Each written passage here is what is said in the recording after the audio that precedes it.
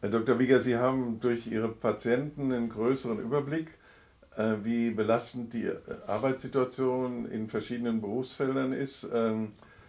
Was würden Sie denn so generell sagen, äh, was eigentlich angesagt ist? Soll Gesundheit wirklich ein Faktor sein, um den sich auch Unternehmen, aber auch Sozialeinrichtungen wie Krankenhäuser oder Altenheime kümmern müssen, ihrer Mitarbeiter? Ich denke, das ist natürlich ein zentrales Thema, Gesundheit. Und jeder Betriebsleiter ist gut beraten, sich in angemessener Form darum zu kümmern, schon aus betriebswirtschaftlichen Gründen. Wenn er eine geringe Fehlquote haben will, geringe Ausfallquote an Mitarbeitern, wenn er ein gutes Betriebsklima haben will, was ja nun wirklich auch sich auf die Leistung auswirkt, dann wird er alles tun, dass diese Dinge optimal geregelt sind. Er wird auch Gesundheitsleistungen anbieten, im Präventionsbereich, um, um seine Mitarbeiter bei einer guten Gesundheit zu haben, bevor es eben zu einem Zusammenbruch kommt. Also wird er sie auch möglichst nicht überlasten. In der Praxis, denke ich, sieht es häufig anders aus. Hm. Und was wären denn jetzt, wenn Sie so sagen, auch Maßnahmen, die besonders wirksam sind? Sie können ja das auch Firmen oder Firmenkulturen zuordnen. Also ich denke ehrlich gesagt, die wertvollste Maßnahme ist die, für ein gutes Betriebsklima zu sorgen.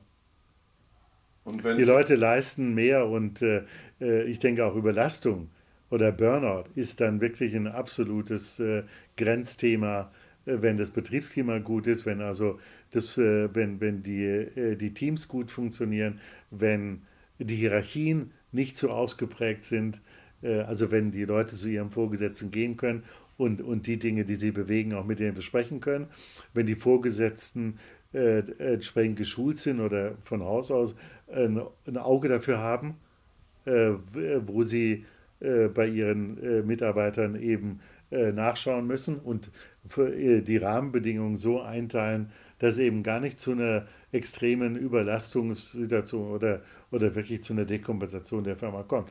Kann natürlich Konstellationen geben, wo eine Firma aus existenziellen Gründen oder weil sie halt einen super Auftrag haben äh, oder weil eben auch im sozialen Bereich, was weiß ich, eine Operation ansteht, die halt nicht 6 oder 12 Stunden, sondern 12 Stunden dauert.